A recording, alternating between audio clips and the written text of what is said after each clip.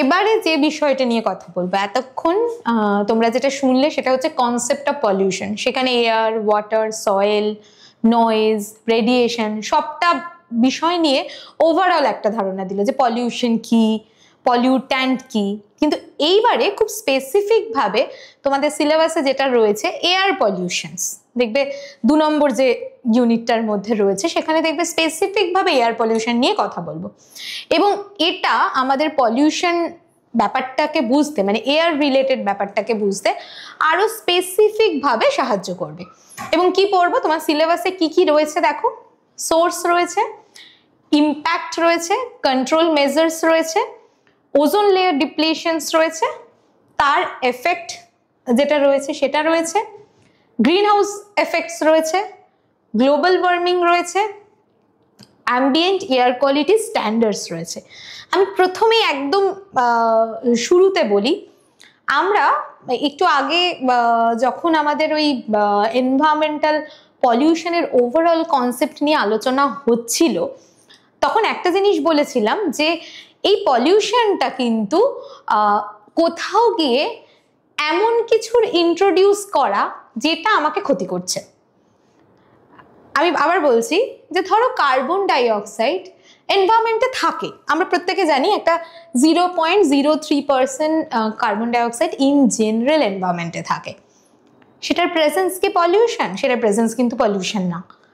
Pollution তখন হচ্ছে তার পরিমাণটা যখন বেড়ে যাচ্ছে বা কমে যাচ্ছে। এই বাড়া কমাটা কে ঠিক করবে? তুমি আমি না। তার জন্য এই লাস্ট জায়গাটা, এই যে পার্টিকুলার তোমার এই যে দেখো, এই যে air ambient air quality standard, এই পার্টিকুলার জিনিসটা এখানে আসছে কিন্তু তার জন্য। অ্যাম্বিয়েন্ট মানে কি? সারাউন্ডিং। আমরা যে এই যে অ্যাটমসফিয়ার, যে জায়গাটায় আমরা থাকছি, সেই পার্টিকুলার জিনিসটার মধ্যে একটা এয়ার কোয়ালিটি স্ট্যান্ডার্ড রয়েছে। কারা দেয় আমি বলবো, তার জন্য অথরিটি রয়েছে যারা এই স্ট্যান্ডার্ডগুলো প্রোভাইড করে। সেই এয়ার কোয়ালিটি স্ট্যান্ডার্ডগুলোকে আমরা জানবো, যার এগেনস্টে আমরা ডিফাইন করতে পারি যে পলিউশন কি। এটা এই ইন্ট্রোডাকশনস, এই গ্যাসের প্রেজেন্সটা কি আমরা পলিউশন বলবো না বলবো না, সোজা কথা। আমরা একটু দেখি জিনিসটা কিভাবে হচ্ছে।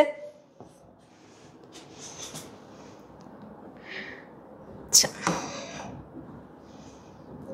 ওয়েট,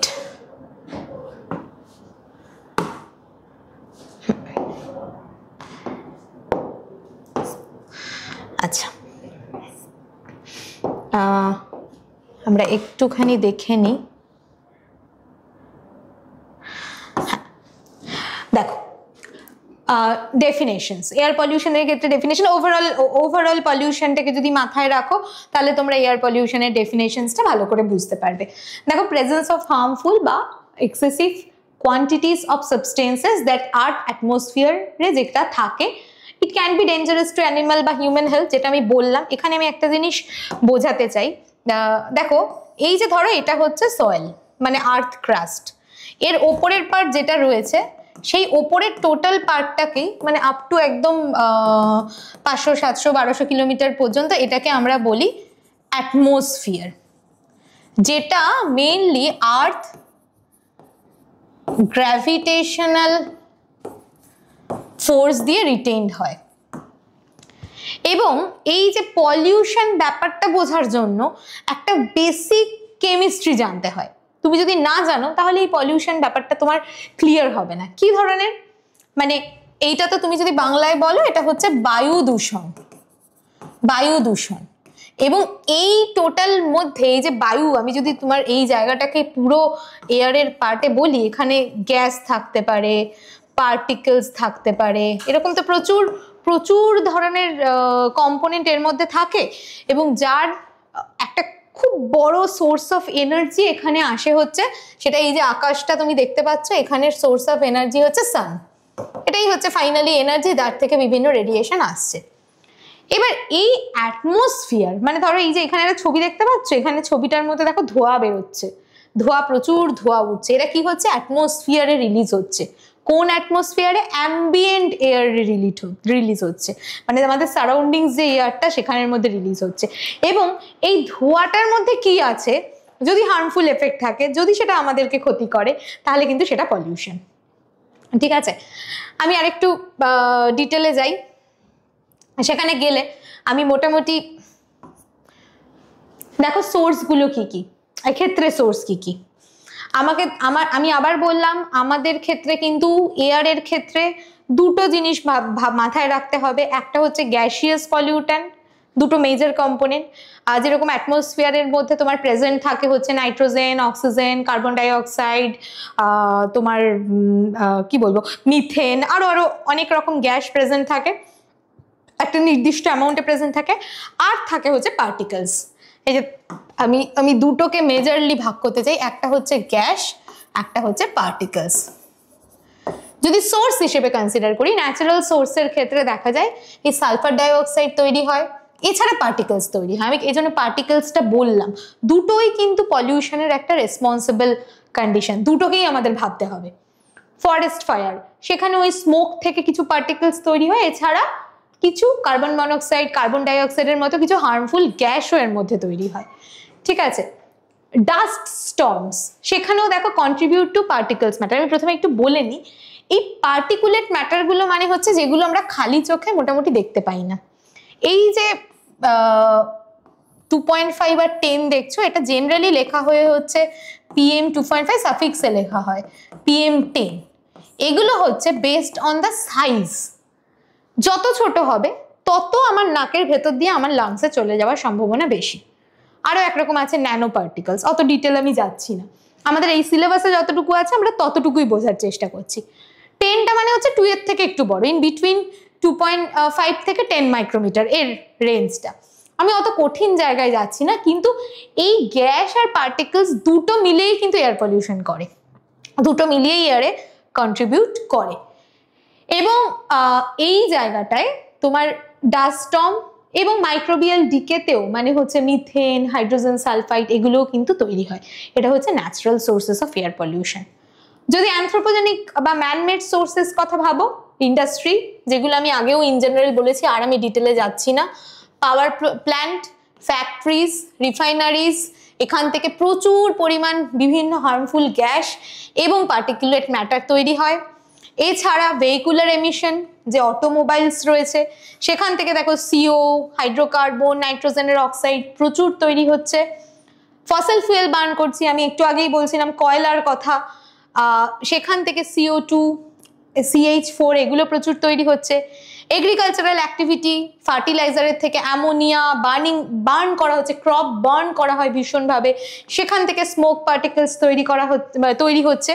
এবং ডোমেস্টিক তো রয়েইছে, তুমি চারকোল বা ডোমেস্টিক যেই ধরনের তোমার firewood, kerosene, cooking, indoor air pollution যেটাকে আমরা বলে থাকি, সেখানেও কিন্তু একটা বড় রকমের সোর্সেস অফ পার্টিকেলস এবং গ্যাস রিলিজ হচ্ছে, যেটা এয়ার পলিউশন করছে।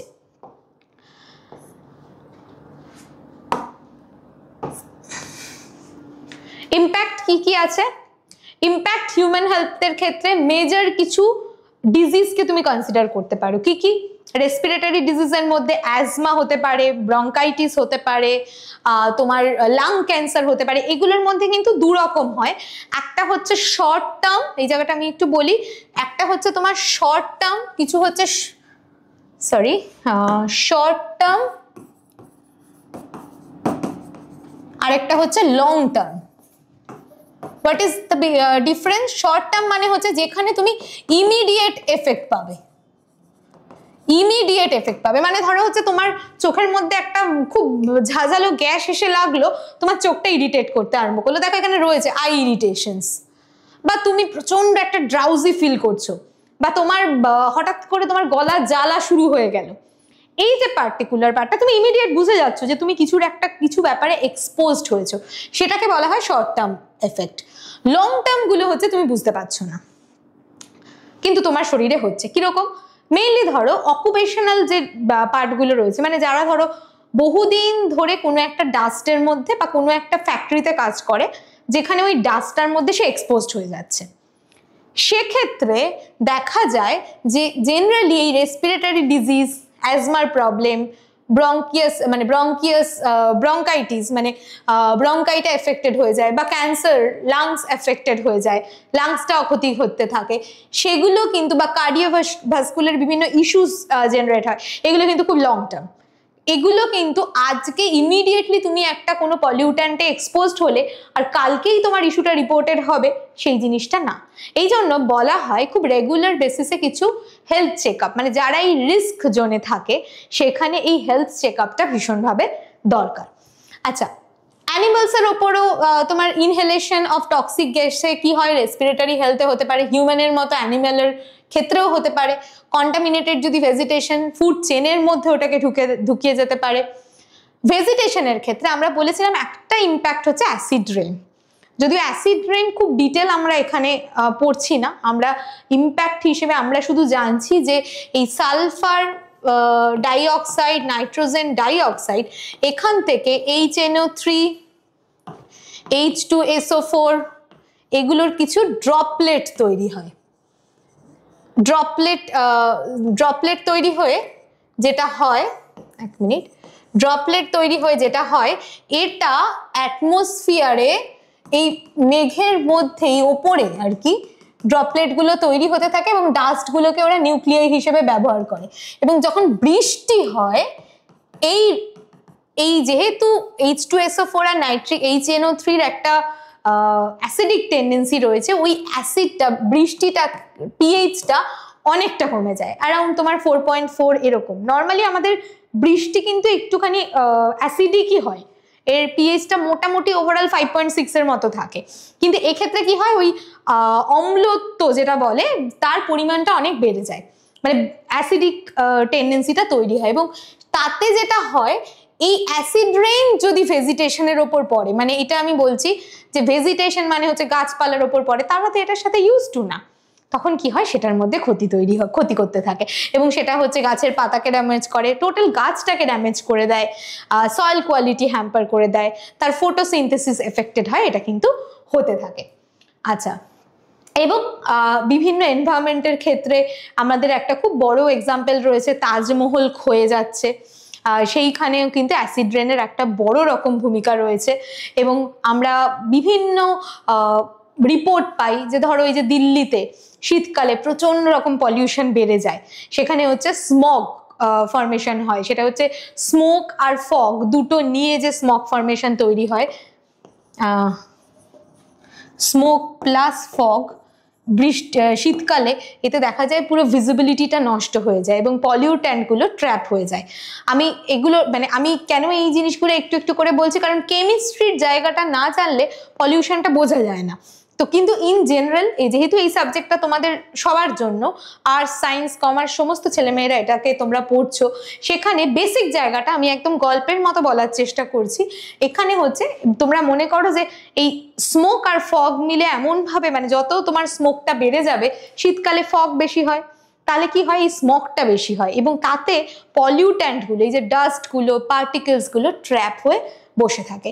এবং ফাইনালি এই যে গ্রিন হাউস গ্যাসের রিলিজ যেটা হচ্ছে, এরা কিন্তু প্রচণ্ডভাবে গ্লোবাল ওয়ার্মিং দেয়। আমি এর সাথে একটা কথা বলে রাখি, এই যে আমি প্রথম থেকে বলছি, একটা সার্টেন অ্যামাউন্ট অফ গ্যাস যতটা আমাদের থাকা উচিত সেটা কিন্তু থাকা উচিত, যেরকম কার্বন ডাইঅক্সাইড, একটা নির্দিষ্ট পরিমাণ কার্বন ডাইঅক্সাইড অ্যাটমসফিয়ারে আছে, তার জন্যই এই অ্যাটমসফিয়ারিক একটা অ্যাভারেজ টেম্পারেচার যেটা বলে, সেটা কিন্তু হিট ব্যালেন্স যেটাকে বলে, সেটা মেনটেন হচ্ছে।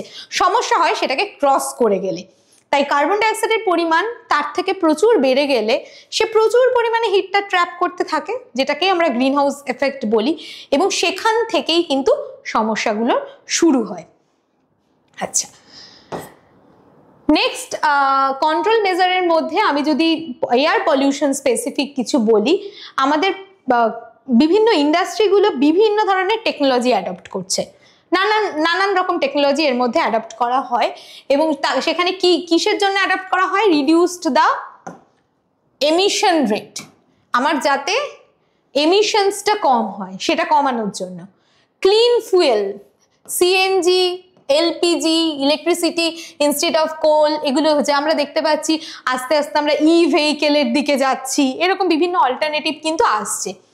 ইন্ডাস্ট্রিয়াল কন্ট্রোলের জন্য বিভিন্ন পার্টিকুলেট ম্যাটার রিডিউস করার জন্য স্ক্রাবার, ফিল্টার, ইলেকট্রোস্ট্যাটিক স্পেসিফিকেশন, এগুলো তো বাই প্রিন্সিপাল তোমাদের পড়ার দরকার নেই, তোমরা বাই নেম জেনে রাখো, যাতে কিন্তু পলিউট্যান্টটা রিলিজ হয়, মানে কম হয়, রিডিউসড হয়। রিলিজ হয় মানে বেসিক্যালি ওটা তো রিলিজ নর্মালি হচ্ছে, কিন্তু যদি ইলেকট্রোস্ট্যাটিক প্রেসিপিটেটের মধ্যে দিয়ে ওটাকে চালানো হয় তাহলে কি করে, ওটার পরিমাণটা কমতে থাকে, রিডিউসড হয়, ওটা স্ক্রিন করে। তোমরা যদি এরকম ভাবে ভাবো যে একটা ফিল্টারের মতো জিনিস, ওরা ওই পার্টিকুলেট ম্যাটারটাকে ছেঁকে দিয়ে বাকিটা পরিবেশের মধ্যে বা অ্যাম্বিয়েন্ট এয়ারের মধ্যে ছাড়ছে। এছাড়া কি হয়, প্রচুর গাছ লাগাতে হবে। Afforestation is very much important. এই যে আমরা গাছ কেটে দিচ্ছি, পুকুর ভরাট করে দিচ্ছি, এগুলো কি হেলদি? এগুলো তো হেলদি না। তো সেরকম অ্যাফরেস্টেশন কি কেন দরকার আরো বেশি, এরা কিন্তু এই অ্যাবজর্ব CO2 বা আদার পলিউটেন্ট, গাছের মতো ভালো জিনিস পরিবেশকে আর কেউ বাঁচাতে পারে না। যখন খুব গরমের মধ্যে দিয়ে রাস্তা দিয়ে হাঁটবে, তখন গিয়ে একটু গাছের ছায়ায় গিয়ে যদি তুমি দাঁড়াও, ওই প্রখর রৌদ্রর মধ্যেও কিন্তু তোমার একটা স্বস্তি লাগবে। So there is some positive effect and a huge positive impact of plantation of trees or afforestation program. আরেকটা ভীষণ ইম্পর্টেন্ট জিনিস, দ্যাট ইজ দ্য অ্যাওয়ারনেস। আমরা কোনো কিছুই কমপ্লিটলি করতে পারবো না যদি পাবলিক অ্যাওয়ারনেসটা জেনারেট হয়। তাই ইকো ফ্রেন্ডলি হ্যাবিটগুলোকে জেনারেট করতে হবে এবং ফাইনালি গ্রিন এনার্জির দিকে আমাদের আস্তে আস্তে অল্টারনেটিভ এনার্জির দিকে যেতে হবে। এবং এক্ষেত্রেও আমি বলে রাখি, এয়ারকে বাঁচানোর জন্য একটা স্পেসিফিক অ্যাক্ট করা হয়েছিল, যেটা 1981-এ আসে, এবং তার পরে যেটা আমব্রেলা অ্যাক্ট বলে 1986-এ এনভায়রনমেন্টাল প্রোটেকশন অ্যাক্ট, যেটা এনভায়রনমেন্টের সমস্ত কম্পোনেন্টকে ও কন্ট্রোল করেছে। এবং এই যে আমি তোমাদেরকে একটু আগে বললাম যে স্ট্যান্ডার্ডগুলো ইম্পর্টেন্ট, আমি কার বেসিসে এটাকে পলিউশন বলবো সেটা তো তুমি আমি ঠিক করে দিচ্ছি না। পলিউশন বলার জন্য কিন্তু সেখানে কিছু এজেন্সি রয়েছে, এই সিপিসিবি আর এসপিসিবি। সিপিসিবি মানে হচ্ছে সেন্ট্রাল পলিউশন কন্ট্রোল বোর্ড, আর এসপিসিবি মানে হচ্ছে state pollution control board. Central হচ্ছে টোটাল ইন্ডিয়ার একটাই, দিল্লিতে রয়েছে, এবং স্টেট মানে হচ্ছে প্রত্যেকটা স্টেটে, ধরো ওয়েস্ট বেঙ্গলে West Bengal pollution control board, তুমি বিহারে যাও বিহার পলিউশন কন্ট্রোল বোর্ড, ইউপিতে যাও ইউপি পলিউশন কন্ট্রোল বোর্ড, এরকম প্রত্যেকটা স্টেটে আলাদা আলাদা পলিউশন কন্ট্রোল বোর্ড রয়েছে। এবং এই সেন্ট্রাল পলিউশন কন্ট্রোল বোর্ড বা সিপিসিবি মেইনলি বিভিন্ন স্ট্যান্ডার্ড তৈরি করার এজেন্সি রয়েছে, আমি বলছি, কিন্তু তার মধ্যে সিপিসিবি যারা কিছু স্ট্যান্ডার্ড আমাদের তৈরি করে দেয়, যেটা কিন্তু সারা ভারতবর্ষে একটা স্ট্যান্ডার্ড হিসেবে ধরা হয় এবং তাদেরকে চালু করা হয়। আমি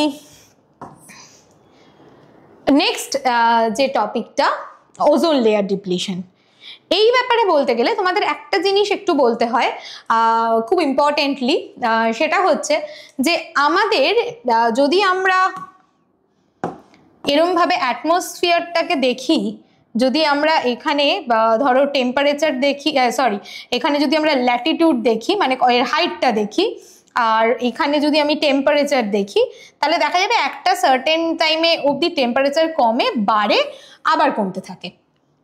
এরকম কিছু লেয়ার্স রয়েছে, তোমরা এই লেয়ারগুলোকে মানে পড়ে থাকবে। সেটা হচ্ছে ট্রোপোস্ফিয়ার, স্ট্র্যাটোস্ফিয়ার, মেসোস্ফিয়ার, আবার গিয়ে আয়নোস্ফিয়ার বা থার্মোস্ফিয়ার।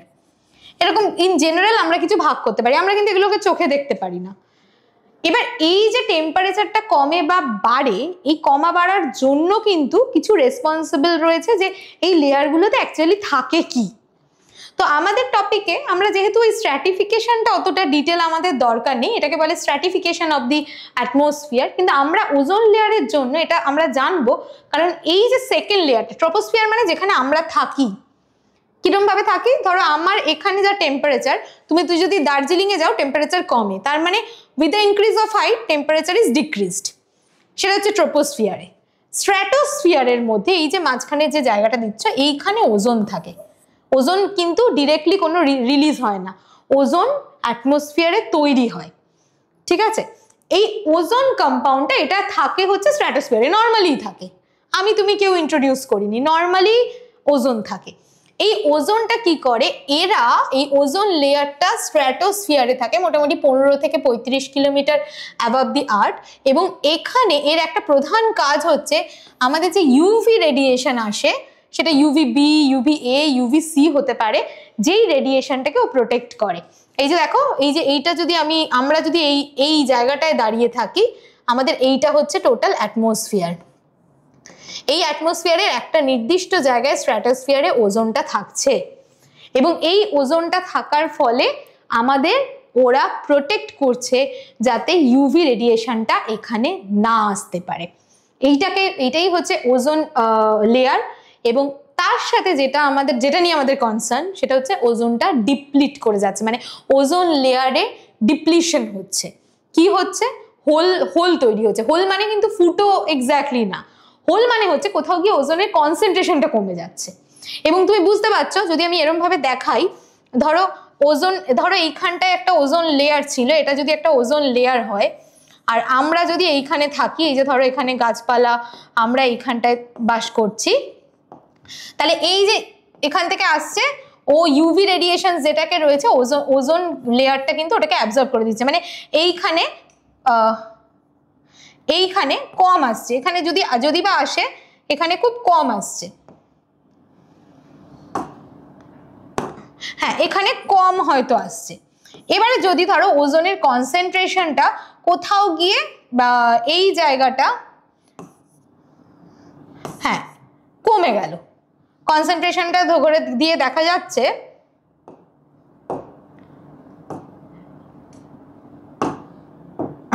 কনসেন্ট্রেশনটা দেখা যাচ্ছে তোমার কমে গেল, তখন কি হলো, এই জায়গায় এই লেয়ারটা থেকে আর একটু বেশি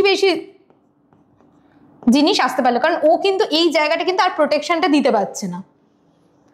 এই জিনিসটাকে বলে ওজোন লেয়ার ডিপ্লিশন। এবার এই ডিপ্লিশনটা কেন হয়?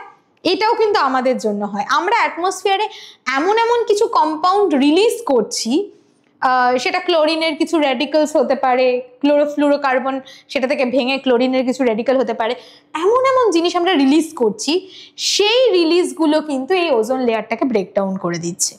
That is called ozone layer depletion.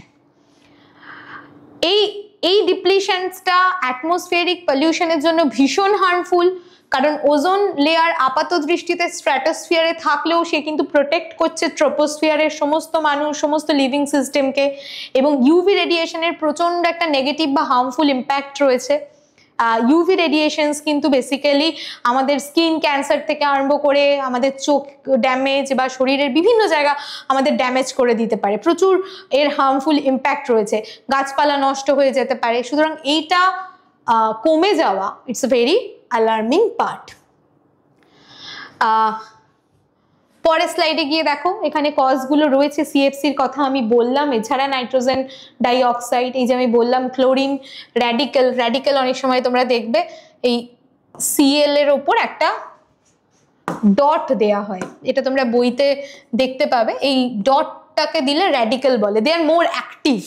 ঠিক আছে, এই র্যাডিক্যালগুলো যেটা তৈরি হয়, ওরা কি করে, এই ওজোনের সাথে রিয়াক্ট করে এবং করে ফাইনালি এটা ব্রেকডাউন করে দেয়। তার মানে ওজোনের কনসেন্ট্রেশনটা কমতে থাকে। এরকম প্রচুর মানে এমিশনস রয়েছে যারা, বা প্রচুর রেসপন্সিবল ফ্যাক্টর রয়েছে যারা এই ওজোন লেয়ারটাকে কমাতে শুরু করছে। এফেক্টগুলো আমি অলরেডি বললাম, skin cancer, cataract in humans, চোখের ক্ষতি হতে পারে, ইমিউনিটিটাকে রিডিউসড করে, আমাদের নিজস্ব যে শরীরে প্রতিরোধ ক্ষমতা রয়েছে বা বিভিন্ন রোগ প্রতিরোধ ক্ষমতা সেটাকে রিডিউস করে, ক্রপকে, প্ল্যাঙ্কটনকে মানে সেইগুলোকেও ডিরেক্টলি ইম্প্যাক্ট করে দিতে পারে ইউভি। ক্লাইমেটিক টোটাল ইমব্যালেন্স একটা তৈরি হয়, সেটাও খুব ইম্পর্টেন্ট একটা ব্যাপার, ডিউ টু অল্টার্ড স্ট্র্যাটোস্ফেরিক কেমিস্ট্রি। কারণ হচ্ছে ওই ওজোন লেয়ারটা কমে গেলে কিন্তু পুরো জিনিসটাই মানে পুরো স্টেবিলিটিটা অ্যাটমসফিয়ারে নষ্ট হতে থাকে। কন্ট্রোল মেজার্সের মধ্যে আমাদের একটা প্রোটোকল খুব ইম্পর্টেন্ট 1987-এ হয়েছিল, মন্ট্রিয়াল প্রোটোকল, যেখানে বলা হয়েছে যে সিএফসি রিলিজ মানে ব্যানিং দ্য সিএফসি কম্পাউন্ড, এটা ভীষণ ইম্পর্টেন্ট একটা প্রোটোকল, যেখানে আমাদের ক্লোরোফ্লুরোকার্বনের রিলিজটাকে ওরা কন্ট্রোল করার চেষ্টা করেছিল। এবং এটা একটা গ্লোবাল একটা প্রোটোকল, যেখানে বলা হয়েছিল যে ওজোন ডিপ্লিটিং যে সাবস্টেন্সগুলো হয় সেইগুলোর এমিশনসগুলোকে ব্যান করতে হবে। এইচএফসি সেটার ক্ষেত্রেও মানে ইউজ অফ এইচএফসি, সেখানে বলছে যে এটা কম্পারেটিভলি সিএফসির থেকে লেস হার্মফুল, সেখানে তার ইউজটা অ্যাজ এ সাবস্টিটিউট হিসেবে ব্যবহার করা যেতে পারে, এবং অ্যাওয়ারনেস প্রমোট করতে হবে ফর সাস্টেনেবিলিটি। এরপরের যে ইম্পর্টেন্ট পার্টটা, এটাও আমি একটুখানি কিছুটা বললাম, সেটা হচ্ছে green house gas, green house effect আমরা পড়বো। আমাদের গ্রিন হাউস গ্যাস যদি দেখি, আমি একটু পরের স্লাইডটা এখানে দেখাই। দেখো এখানে যদি আমরা দেখি, মোটামুটি এগুলো হচ্ছে বিভিন্ন সোর্সেস, মানে গ্যাসগুলোর সোর্সেস। ফসিল ফুয়েল বার্নিং এর থেকে এফেক্ট হয় রিলেটিভলি হাই, মিথেন তৈরি হয়, সেটাও হচ্ছে খুব হাই একটা এফেক্ট করে, নাইট্রোজেনের অক্সাইড হয়, এটাও একটা বড় এফেক্ট করে, আবার সিএফসিও খুব বড় একটা ইম্প্যাক্ট তৈরি করে। তো তোমরা এটা ভালো করে লক্ষ্য করো, এই CO2 কে নিয়ে আমরা এত বেশি বলি, কিন্তু প্রত্যেকটা এই যে মিথেন বা নাইট্রোজেন ডাইঅক্সাইড, সিএফসি, এগুলো কত টাইমস হায়ার দ্যান CO2 এটা এফেক্ট করে। মানে এই মিথেনের প্রেজেন্স যদি থাকে বা ইনটুওর যদি প্রেজেন্স থাকে, সেক্ষেত্রে দেখা যায় সিএফসির প্রেজেন্স থাকে, দেখো কত 1000 to 10,000 টাইমস হায়ার CO2 কে কিন্তু মানে CO2 থেকে ইম্প্যাক্ট করে। তো গ্রিন হাউস গ্যাসের ক্ষেত্রে finally that leads to global warming. এখানে এফেক্টটা যদি আমি বলি, নর্মালি যেটা হয় যে ন্যাচারাল ফেনোমেনাতে যেখানে গ্যাসগুলো হিটটাকে ট্র্যাপ করে, গ্যাসগুলো যে হিটটাকে ট্র্যাপ করে, আমি যদি এই ছবিটা দেখি, তাহলে এই যে দেখো সোলার রেডিয়েশন আসছে, এসে কিছুটা অ্যাটমসফিয়ারে রিফ্লেক্টেড হচ্ছে, কিছুটা আর্থ ক্রাস্টের মধ্যে অ্যাবজর্ব হয়ে যাচ্ছে, তার বিভিন্ন রকম রয়েছে, কিছুটা ইনফ্রারেড, কিন্তু নর্মাল ক্ষেত্রে দেখা যায় এই যে গ্যাসগুলো রয়েছে হিটটাকে ট্র্যাপ করে, এবং কি করে, ওই যে বললাম আর্থের হিট বাজেটটাকেও মেনটেন করে, আর্থের হিট বাজেটটাকে মেনটেন করার জন্য হিটটাকে ট্যাপ করছে। এবং এই সোলার রেডিয়েশনস গুলো মানে এরা যে অ্যাবজর্ব হয়ে যায় এবং কিছু পার্ট রিফ্লেক্টেড হয়ে যায় টুয়ার্ডস দ্য স্পেস, এবং এই অ্যাবজর্বড যে ওয়ার্মিং মানে অ্যাবজর্বড এনার্জি, যেটাই ওয়ার্মিং অফ আর্থের জন্য দায়ী, মানে হচ্ছে হিট রেডিয়েশনস তৈরি করে। এবং সেখানে দেখা যায় যদি আমাদের ওই গ্যাসগুলো মিথেন, কার্বনের যে কার্বন মনোক্সাইড বা সিএফসি, এরা যদি গিয়ে বাড়তে থাকে, তখন দেখা যাবে যে এই অ্যাবজর্বের পরিমাণটা বাড়তে থাকে। এই যে absorb and reradiate this infrared radiation trapping heat into the atmosphere, মানে অ্যাটমসফিয়ারে যেহেতু গ্যাসের পরিমাণটা বাড়তে থাকছে, অ্যাবজর্বের পরিমাণটা বাড়তে থাকে। এই এফেক্টটা কিন্তু দরকার, এই এফেক্টটার জন্যই কিন্তু আমাদের আর্থের একটা নর্মাল টেম্পারেচার মেনটেন হয়। কিন্তু সমস্যাটা কোথায় দেখা যায়, সমস্যাটা হচ্ছে যদি এর পরিমাণটা বেড়ে যায়, যেটা থেকে পলিউশন কথাটা এলো, এই পরিমাণটা যেই মুহূর্তে বেড়ে যাচ্ছে, সেখান থেকে তার ইম্প্যাক্টে গিয়ে তৈরি হচ্ছে গ্লোবাল ওয়ার্মিং। অ্যাভারেজ টেম্পারেচারটা প্রচুর বেড়ে যাচ্ছে, এবং সেখানে কি হচ্ছে, এই যে দেখো rise in the earth's average surface temperature due to increase concentration of greenhouse gas, যেটা আমি বলছি গ্রিন হাউস গ্যাস মানে বাড়া, মানে গ্রিন হাউস এফেক্টটাও প্রচুর বেড়ে যাওয়া। এবং তাতে কি হচ্ছে, আইস গলে যাচ্ছে, মেল্টিং হয়ে যাচ্ছে, সি লেভেল রাইজ হয়ে যাচ্ছে, তোমার এক্সট্রিম ওয়েদারিং ইফেক্ট হচ্ছে, যে বললাম বৃষ্টি বেড়ে যাচ্ছে, কখনো খুব বন্যা হচ্ছে, কখনো খুব খরা হচ্ছে, কখনো প্রচন্ড গরম পড়ছে, কখনো শীত বেশি হয়ে যাচ্ছে, we can't predict it.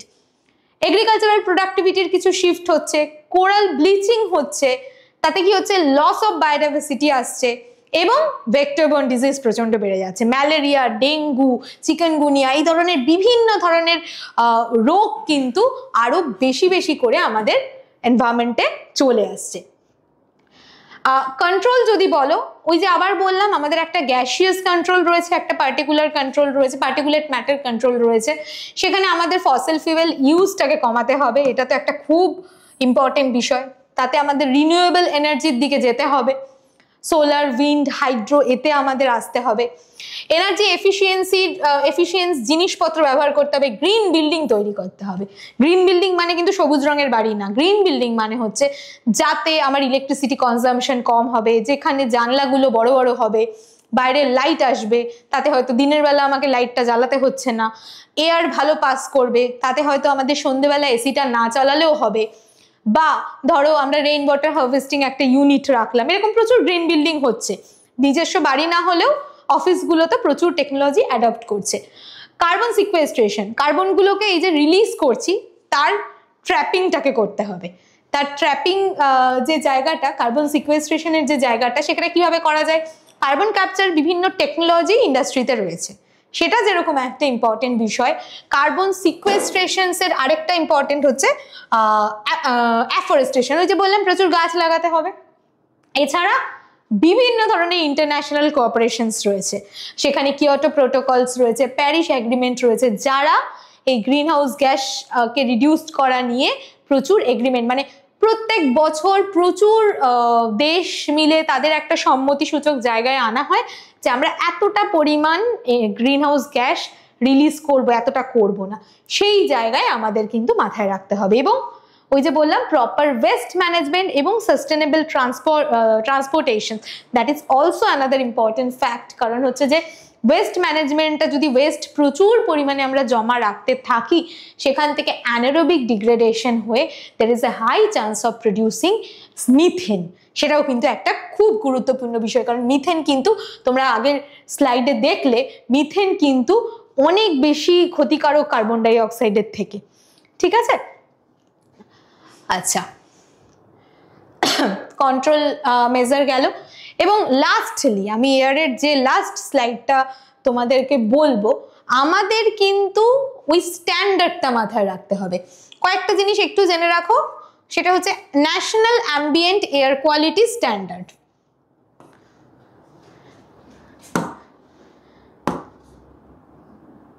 NAAQS। এরা বেসিক্যালি এই সিপিসিবি এই স্ট্যান্ডার্ডটা 2009 সালে দিয়েছিল। তাতে কি দিয়েছিল, তারা একটা অ্যানুয়াল, এটা তোমরা ওয়েবসাইটে ভালো করে পাবে বা বইতে তোমরা ভালো করে পাবে, ওয়েবসাইটটা দেখো কোনো অসুবিধা নেই। তো সিপিসিবির ওয়েবসাইটে যাও, দেখবে ওপরে এরকম ট্যাগ করে এখানে স্ট্যান্ডার্ড বলে লেখা রয়েছে। ওই স্ট্যান্ডার্ডে গেলে তোমরা এরকম এয়ার, ওয়াটার, সবের নয়েজ, সব স্ট্যান্ডার্ডগুলো পাবে। সেই স্ট্যান্ডার্ডগুলো তোমরা দেখো, আমরা চাইছি তোমরা দেখো, কারণ এখন ইন্টারনেট মোটামুটি তোমাদের সবার অ্যাভেলেবেল। তো এবার কি হচ্ছে, ওই স্ট্যান্ডার্ডগুলোতে ওরা SO2, NO2, particulate matter 10, 2.5, carbon monoxide, এগুলো কতটা থাকতে পারে সেটা বেঁধে দিয়েছে। তার বেশি হয়ে গেলেই কিন্তু সমস্যাগুলো তৈরি হচ্ছে। ঠিক আছে, এগুলো হচ্ছে কিছু মেজর পলিউট্যান্ট, আমি এক্সাম্পল দিয়েছি, কিন্তু এগুলো তোমরা, আমি আবার বলছি, বই পড়ার সময়ও এই স্ট্যান্ডার্ডগুলোর জন্য, কারণ স্ট্যান্ডার্ডগুলো মডিফাই হতে থাকে অনেক সময়। ঠিক আছে, তোমরা এজেন্সিগুলো জেনে নাও। সিপিসিবি পাবলিশ করে national ambient air quality standard, যাদের দেখে আমরা বুঝতে পারি যে আমার পরিবেশে কতটা পলিউশন হয়েছে কি হয়নি। স্ট্যান্ডার্ড কোনো কিছু না থাকলে আমরা কিন্তু সেটার ভালো বা খারাপ আমরা বুঝতে পারি না। যেরকম তোমার পরীক্ষায় যদি একটা পাস মার্কস না থাকে, সেই পাস মার্কসের থেকে তুমি কতটা ভালো পেলে তুমি ভালো, আবার পাস মার্কসের কম পেলে তুমি খারাপ ইন দ্যাট সেন্স তুমি পাস করতে পারলে না, পরের ক্লাসে প্রমোট হলে না। এই জায়গাটা বোঝার জন্য ওই পাস মার্কসটা হচ্ছে তোমার স্ট্যান্ডার্ড। সেরকম পলিউশনের ক্ষেত্রে, এয়ারের ক্ষেত্রে আমি এরকম দেখালাম সিপিসিবি দিয়েছে, আমি ওয়াটারের ক্ষেত্রেও বলবো যে সেখানেও একটা মানে দেওয়া রয়েছে, নির্দিষ্ট একটা অ্যামাউন্ট বলা রয়েছে যে এই জন্য এইটা, সেরকম এজেন্সি রয়েছে যারা এটাকে রিলিজ করে। তো মোটামুটি ওই স্ট্যান্ডার্ডগুলো মেনটেন করে আমাদের ফাইনাল পারপাস হচ্ছে, মানে স্ট্যান্ডার্ডগুলোর প্রধান ইমপ্লিমেন্ট করার জায়গা হচ্ছে যে protect human health, specially vulnerable groups যারা চিলড্রেন বা খুব বয়স্ক রয়েছে তাদের শারীরিক দিক থেকে সুস্থভাবে রাখা, ইকোলজিক্যাল ব্যালেন্সকে ঠিক রাখা, এবং provide a benchmark for pollution control and policy enforcement. ঠিক আছে, এই জিনিসগুলোকে দেখানোর জন্যই কিন্তু আমরা মোটামুটি স্ট্যান্ডার্ডের জায়গাটা রিচ করতে থাকছি। আশা করছি বোঝাতে পারলাম এয়ার পলিউশনস, এবং পরবর্তী স্লাইডে তোমরা আরও কিছু পলিউশনস নিয়ে আলোচনা শুনবে।